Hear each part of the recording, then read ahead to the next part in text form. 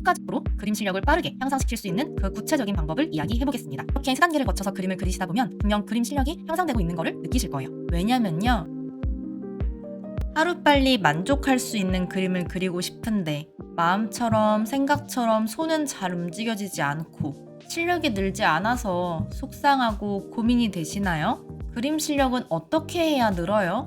라는 고민을 얘기하시면 보통 답변으로 많이 보고 많이 그려보셔야 한다는 그런 뻔한 이야기들은 너무 많이 들어보셨죠. 참 고루한 이야기지만 마치 다이어트 할 때 적게 먹고 많이 움직여야 한다는 것과 같이 이렇게 맞는 말이 없기도 합니다. 하지만 그냥 많이 보고 많이 그리려면 시간이 너무 오래 걸려요. 효과적으로 그림 실력을 빠르게 향상시킬 수 있는 그 구체적인 방법을 이야기해 보겠습니다. 제가 얼마 전에 그릿이라는 자기계발서를 읽었는데요. 이 책의 저자는 뉴욕 공립고등학교의 교사로 일하면서 성적이 좋은 학생과 나쁜 학생의 차이점이 단순 IQ에 있지 않다는 사실에 주목을 했다고 합니다. 마치 그림에 소질이 있어야만 그림을 잘 그릴 수 있는 게 아니라는 얘기와 같은 맥락이죠.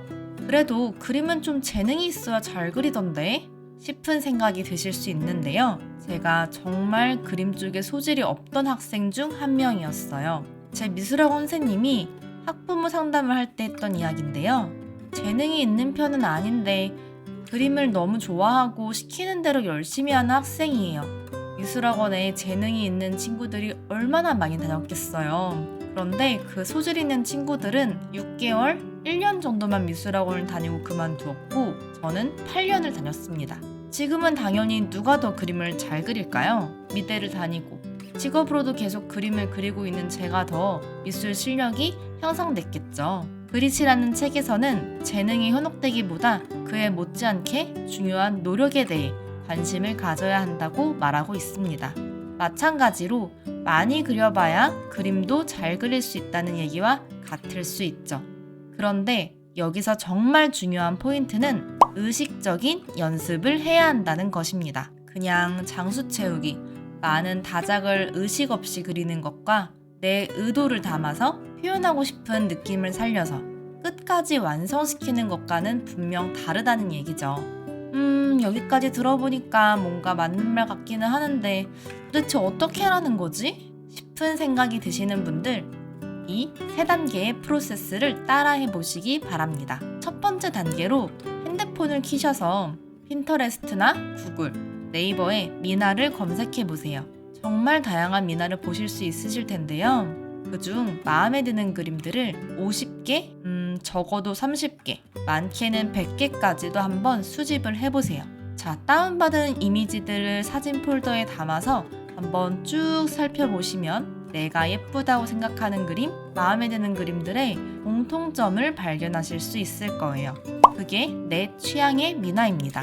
예를 들어 즉각적으로 보이는 색상에서 유독 빨간색이 많다거나 아니면 그림의 톤이 따뜻한 계열의 그림들이 많다거나 비비드한 계열의 그림들이 많거나 뭔가 색이나 톤의 분위기에서 느껴지는 공통점을 찾으실 수도 있고요. 또는 그림의 소재에서 새나 나비, 동물처럼 살아있는 것들이 들어간 자연이 담긴 그림이 좋은지, 정적인 정물들이 감각적으로 배치된 세련된 그림들이 눈에 들어오는지, 어떤 공통적인 특징이 분명히 있을 거예요.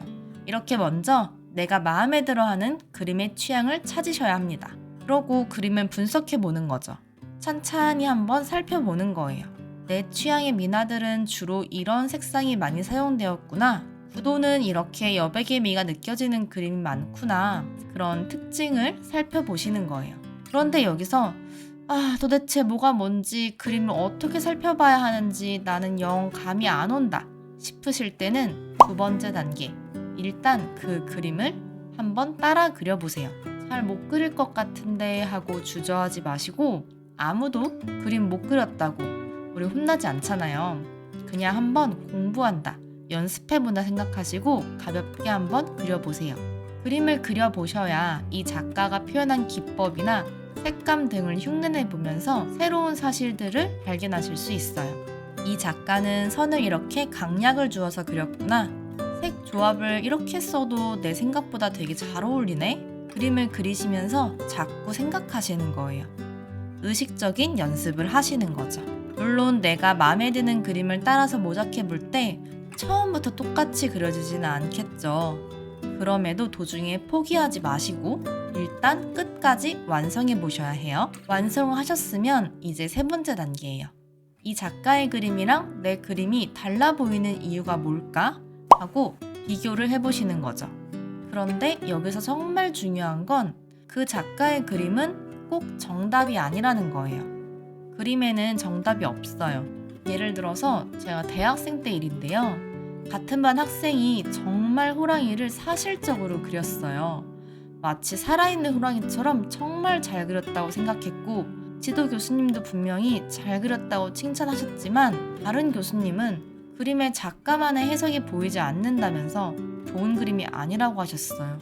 이렇게 그림은 참 주관적인 분야입니다.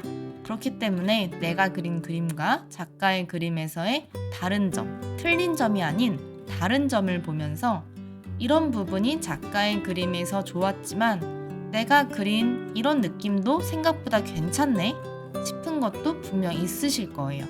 내가 잘한 부분도 인정하고 칭찬해주고 다소 아쉬웠던 부분들은 왜 어떤 차이가 있는지 어떻게 해야 내가 원하는 방향으로 나아갈 수 있을까 생각하고 보완해서 다음 작품에 적용해 보시는 거예요.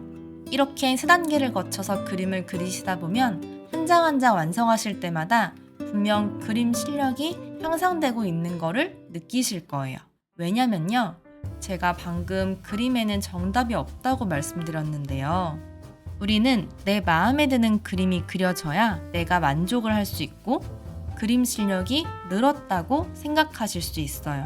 그렇기 때문에 먼저 내가 좋아하는 미나 스타일이 어떤 그림인지 수집을 하면서 취향을 알아가시고 그 특징을 내 것으로 만들 수 있게 따라 그려보면서 공부를 하시다 보면 점점 만족할 수 있는 그림이 그려지기 때문에 내 그림의 방향성이 잡힙니다. 그러다 보면 그림에 자신감이 생기셔서 그림을 그리는 게 더 재미있어지고 실력도 빠르게 향상되실 거예요. 이런 의식적인 연습, 생각하면서 작업을 하시다 보면 훗날 창작 미나도 그리실 수 있어요.